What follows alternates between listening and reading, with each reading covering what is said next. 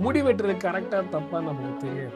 ஆனா 4 பேர் நம்மள மதிக்கணும். 4 இடத்துல நீங்க அழகா தெரியணும். 4 பேர் உங்ககிட்ட வந்து இது எப்படி பண்ணீங்க அப்படின்னு கேட்கணும்னா, கண்டிப்பா நீங்க வந்து உங்க ஹேர் ஸ்டைல ரொம்ப நீட்டா மெயின்டெயின் பண்ணணும்.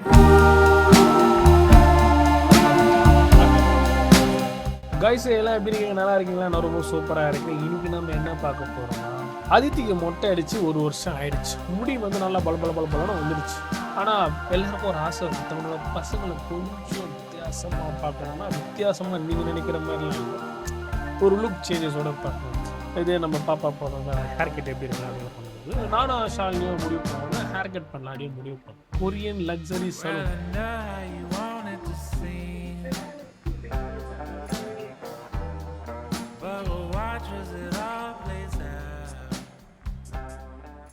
இது எங்க இருக்குன்னா, அது போற வழியில ஏதோ ஒரு இடத்துல இருக்கு. ஒரு கோயிலுக்கு ஆப்போசிட்ல இருக்கு. நிறைய தடவை அந்த சைடு வந்து போயிருக்கோம். ஆனா அந்த சலூனை நோட் பண்ணியிருக்கோம். சரி சடனா பாப்பா ஹேர் கட் பண்ணணும். எனக்கு வந்து வானம் வந்து கீழே நெஞ்சில் மண்ணில் வந்தாடுது. எனக்கு வந்து சம்பந்தம் அந்த படத்துல ஆஷன் வச்சிருப்பாங்க. எனக்கு அதை லைக் பண்ணிட்டு இருந்தேன். இல்ல பேபி ஷாலினி கட் லைக் பண்ணியிருந்தேன்.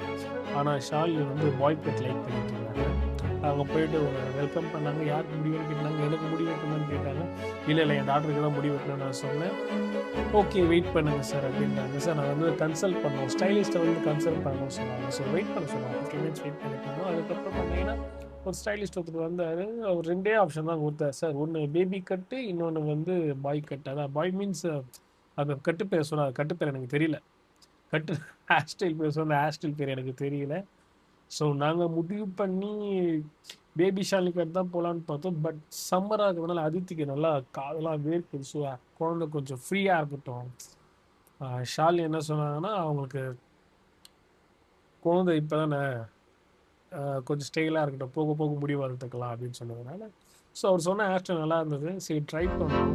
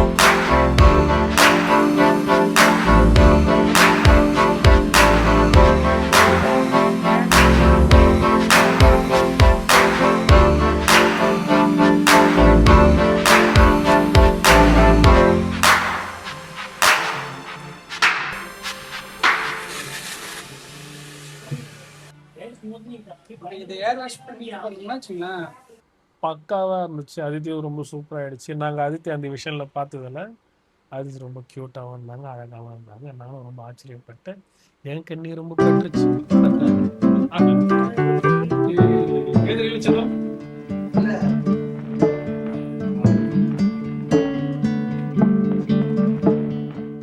ஸோ அந்த ஹேர் ஸ்டைலுக்கு நாங்கள் 209 ரூபா பே பண்ணோம். 209 200 rupees haircut, 90 rupees tax pay பண்ணோம்.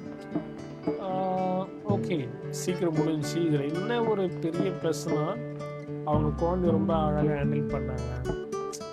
குழந்தைய ஹேண்டில் பண்ணாங்கிறத விட அதித்தி ரொம்ப அதை அழகாக ஹேண்டில் பண்ணாங்க. ஒரு சத்தம் இல்லை, அவங்க சொல்கிறதெல்லாம் கேட்டு ரொம்ப அழகாக கேர் பண்ணிட்டு வந்தோம். ஸோ ஈஸியாக ஹேர் கட் முடிஞ்சிச்சு. ஸோ இப்படி இருந்தால் அதித்தி இப்படி மாறிட்டாங்க. நல்லா இருந்தது. நாங்கள் முடிச்சுட்டு வரும்போது சாப்பாடு இருக்குது. சாப்பாடு அப்படியே ரோட்லேயே சாப்பிட்டு நாங்கள் வீட்டுக்கு வந்துட்டோம். நெக்ஸ்ட் என்ன விளாக் பண்ண போகிறோம்னா கிரிக்கெட் விளாக். என் ஃப்ரெண்டோட பர்த்டேக்கு கிரிக்கெட் விளையாடணும், அந்த விளாக் தான் பார்க்க போகிறேன். ஸோ அதில் வெயிட் பண்ணுறேன். தேங்க்யூ.